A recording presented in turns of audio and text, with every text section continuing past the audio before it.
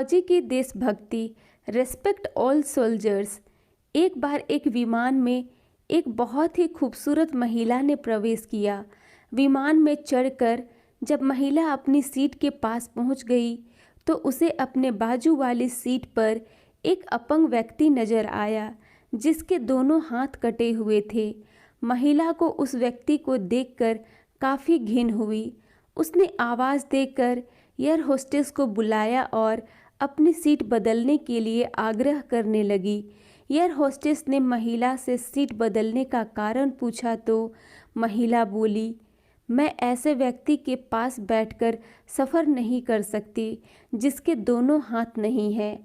मैं इस व्यक्ति के प्रति सहज नहीं हूँ। मैं इस व्यक्ति के पास बैठकर यात्रा नहीं कर सकती, इसलिए प्लीज़ आप मुझे कोई और सीट दे दीजिए। दिखने में शांत और पढ़ी लिखी महिला के इस तरह के व्यवहार पर एयर होस्टेस अचंभित हुई। एयर होस्टेस ने चारों तरफ देखा लेकिन कोई सीट खाली नहीं थी।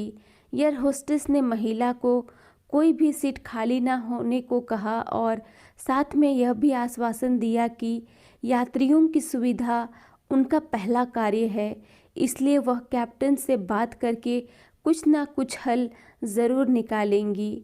इतना कहकर एयर होस्टेस कैप्टन के पास चली गई। कुछ देर बाद एयर होस्टेस वापस आई और महिला से बोली, मैडम, आपको हुई असुविधा के लिए मैं आपसे माफ़ी चाहती हूँ, लेकिन फ़िलहाल इस पूरे विमान में एक ही सीट खाली है जो कि बिज़नेस क्लास की है।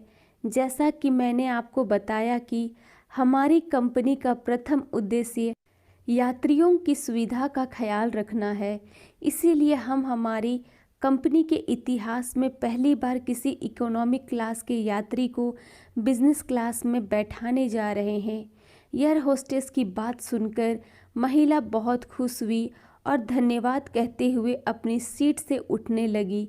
तभी एयर होस्टेस ने उस अपंग व्यक्ति की ओर अपने दोनों हाथ बढ़ाते हुए कहा, सर, आपको हो रही असुविधा के लिए मैं आपसे माफ़ी चाहती हूँ, लेकिन हम आपको इकोनॉमिक क्लास से बिज़नेस क्लास की सीट दे रहे हैं क्योंकि हम नहीं चाहते कि आप किसी अशिष्ट व्यक्ति के साथ यात्रा करें।